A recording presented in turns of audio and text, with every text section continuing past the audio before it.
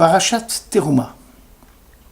Puis tu feras 2 chérubins d'or, tu les fabriqueras tous d'une pièce, ressortant des 2 extrémités du propitiatoire. Fais ressortir un chérubin d'un côté et l'autre chérubin du côté opposé. C'est du propitiatoire même que vous ferez saillir ces chérubins, à ces 2 extrémités. Ces chérubins auront des ailes étendues en avant et dominant le propitiatoire, et leurs visages, tournés l'un vers l'autre, seront dirigés vers le propitiatoire. Tu placeras ce propitiatoire au-dessus de l'arche, après avoir déposé dans l'arche le statut que je te communiquerai, tous mes ordres pour les enfants d'Israël. Exode 25. Nos sages, dans le traité Chagiga 14, soulignent que le chérubin kérouv provient du mot ravia, enfant. Le chérubin serait donc comme un jeune enfant. C'est ainsi que l'on explique que dans la vision du char céleste, Ézéchiel vit qu'au milieu des 4 chayot, il y avait des visages d'humains et des visages de chérubins, c'est-à-dire de jeunes enfants. Abrabanel soutient qu'il s'agit d'enfants gracieux, délicats, sans aucun défaut, n'ayant jamais péché, dont l'un était mâle et l'autre femelle. La symbolique, dit Abrabanel, des chérubins signifie que dès leur jeune âge, les enfants d'Israël doivent être liés à Dieu, à sa Torah, à ses commandements. Rabbi Simcha Zissel voit dans les chérubins l'image que doivent projeter non pas les enfants d'Israël, mais les sages d'Israël. En effet, la jeunesse des chérubins symbolise l'état d'esprit qui doit caractériser l'attitude du sage en matière de connaissance. Et sage, celui qui se considère comme étant l'élève des sages, Talmid Chacham. La formation continue de l'esprit par les nouvelles acquisitions en matière de Torah doit être la règle générale du Talmid Chacham. La sagesse consiste à savoir qu'on ne sait jamais assez. Aussi, nos maîtres ont fait l'éloge du savoir acquis dans l'enfance, c'est-à-dire que l'essentiel est de se souvenir que la seule sagesse est qu'on ne sait rien.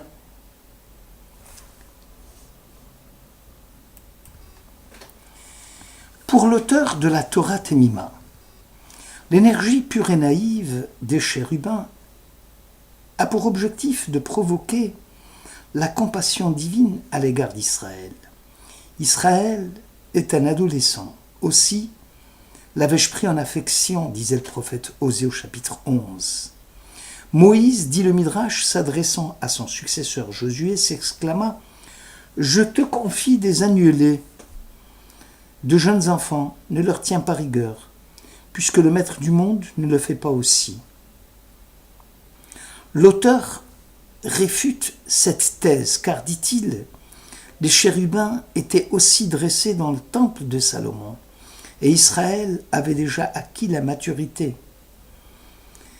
et n'était pas tout à fait jeune. La Torah Temima, lui, privilégie l'explication de nos sages dans le traité Yoma 54, quand le peuple d'Israël montait en pèlerinage au temple de Jérusalem, en déroulait le voile damassé des chérubins, fabriqué en étoffe d'azur, de pourpre, d'écarlate et de lin retors, afin de dévoiler les chérubins, lesquels étaient entrelacés, signifiant par là même l'amour que Dieu portait à son peuple, à l'instar de l'amour dans le couple. Sifté Cohen souligne que l'accent est mis sur les enfants qui coiffaient l'arche sainte. Cela montre l'importance que l'on doit accorder à l'enseignement religieux de nos jeunes élèves, garant de la pérennité de la tradition. Et cela avant même l'érection du temple. Aussi va-t-on placer les chérubins au-dessus de l'arche, les tables de la loi étant au-dessus pour signifier que l'éducation et la formation des garçons et des filles d'Israël est une valeur inestimable. Le grand Maïmonide, dans le Guide des Égarés, au chapitre 45, explique les visages des chérubins ainsi que leur aspect extérieur étaient, disait-il, à l'image des anges, dont le but était d'enraciner la foi parmi les croyants. Si le sublime et l'ultime est insaisissable, Dieu a créé des anges qui sont à ses ordres et qui vont dicter aux prophètes la conduite à tenir pour nous préparer à rechercher la voie de Dieu dans le monde. La croyance dans la certitude de la réalité de Dieu suppose aussi la croyance dans un monde peuplé d'anges et d'esprits créés par Dieu, pour renforcer la foi dans le domaine de l'ineffable. Dieu ordonne de confectionner une arche surélevée de 2 chérubins ayant un aspect angélique. Le mot Shekhinah est souvent synonyme dans la Bible du mot ange. Aussi Ézéchiel, dans sa vision prophétique, entendit le battement des ailes des chérubins. Ibn Ezra, cette fois-ci, définit le mot chérubin comme étant des tsurot, des formes, des images. Aussi, dit-il, Ézéchiel vit l'image de 4 chayot qui avaient pour aspect des figures humaines. Toutes les 4 chayot avaient une face de taureau à gauche. Cette même chaya, dite taureau, est appelée aussi taureau chérubin. Aussi, dit le commentateur, le mot chérubin a un sens général signifiant une forme ou un aspect. Abrabanel, à la suite de cette explication d'Ibn Ezra, soulève le problème de l'interdiction d'établir une image quelconque. N'est-il pas dit « tu ne feras point d'idole » ni une image quelconque de ce qui est en haut dans le ciel, les anges, les astres, ou en bas sur la terre, ou dans les eaux au-dessus de la terre. Comment est-ce possible que Dieu puisse ordonner de confectionner des chérubins dans le Saint des Saints? Le commentateur explique que l'interdit concernait uniquement la prosternation et l'adoration, alors que la confection du tabernacle et de ses objets sacrés était dirigée dans une orientation qui est divine. Les chérubins ne devaient en aucune façon servir d'intermédiaire entre Dieu et Israël, mais simplement de symbole d'un lien permanent, éternel, entre Dieu et son peuple. L'impératif divin devait uniquement rappeler l'émanation divine, à refuser l'existence de Dieu ou à lui associer d'autres dieux. Au contraire, la génération du désert cherchait à donner une forme concrète à la divinité, au culte de Dieu. Apparemment, l'image produite ou la forme de l'animal confectionné ne contribue pas, proprement parler, à constituer une faute majeure puisque les chérubins ont été permis. L'interdit provient de la forme concrète donnée au nom ineffable, que la Torah ne permet pas de faire. Le Leket Tov soutient qu'à travers les chérubins, nous avons l'exemple parfait d'une chose et de son contraire permise et interdit dans la Torah. Moïse proclame « Tu ne feras point d'idole, ni une image quelconque ». Dieu dit à Moïse « Tu feras 2 chérubins d'or ». Tu ne découvriras pas la nudité de la femme de ton frère. Or, la veuve du frère mort sans postérité ne pourra jamais se marier au dehors à un étranger, c'est son beau-frère qui doit s'unir à elle. Ou encore, ne t'habille pas d'une étoffe mixte mélangée de laine et de lin. Tu feras des cordons en franges aux 4 coins de ton vêtement dont tu te couvriras.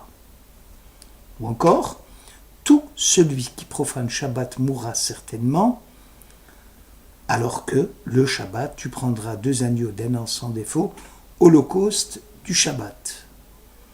En règle générale, lorsque la Torah permet une chose, laquelle est interdite par ailleurs, il est impératif de ne modifier en rien la chose permise, ni en quantité, ni en qualité, ni en substitution, ni par la pensée. Ainsi, selon le Mechilta, vous ne ferez point d'idole, ni en argent, ni en or, est une allusion directe à la confection des chérubins. Toute modification du schéma prescrit est une grave atteinte aux principes fondamentaux de la foi. Ainsi, les chérubins ne doivent pas être confectionnés en métal-argent. Il n'est pas permis de décorer les lieux de culte par des chérubins comme cela se faisait dans le temple. Le Midrash Chochma, dans la section Kitissa, va développer longuement la relation causale entre le symbolisme permis dans la Torah et l'erreur grossière qui consiste à vouloir rendre concrète l'idée du divin dans la réalité. Israël avait considéré Moïse comme un char qui véhiculait la divinité. Et au moment de son éclipse dans le Sinaï, le peuple cherchait désespérément un autre char, un autre véhicule qui allait concrétiser l'idée de la transcendance. Vouloir représenter à tout prix une entité douée d'intention et de volonté et surveillant le monde devient un acte d'apostasie, un reniement. Moïse rejette l'idée d'être confondu avec le maître du monde. La Torah, disait Moïse, aurait été donnée à Israël même en son absence. La preuve est que pendant 38 années du désert, la parole de Dieu avait déserté Moïse. Il ne faut pas imaginer que le tabernacle et plus tard le temple constituent une valeur sacrée suprême. Leur seule valeur provient de la sanctification des fils d'Israël. Sans cette sanctification des fils d'Israël, les lieux de culte seraient des bâtiments sans âme. Aussi, Titus n'avait-il pas souillé le temple en compagnie d'une prostituée ? Il ne fut pas inquiété car le bâtiment avait déjà perdu sa sainteté, par suite des souillures des enfants d'Israël. Même les tables de la loi, burinées par la main de Dieu, cessèrent de remplir leurs fonctions sacrées dès lors qu'Israël s'était rendu impur sur le plan moral et sur le plan des mœurs. Il n'y a rien de sacré dans le monde en dehors de l'ultime, de Dieu. Cette sainteté renvoie essentiellement à la splendeur divine, parfaite, absolument transcendante, donc à son caractère sacré séparé.